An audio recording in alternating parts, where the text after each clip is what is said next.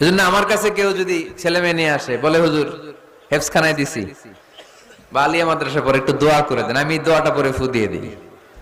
নবীর দোয়া বরকত বেশি না কম?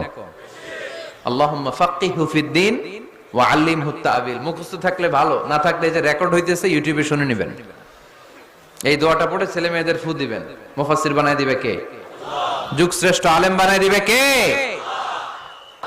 মক্কার দাওয়াতি জীবনের শুরুর দিকে আল্লাহর হাবিবের খুব কষ্ট হচ্ছিল। অল্প কয়েকজন হাতে গোনা ওনার ফলোয়ার তাহাজ্জুদের নামাজে কেঁদে কেঁদে আল্লাহর একটা দোয়া করে ফেললেন।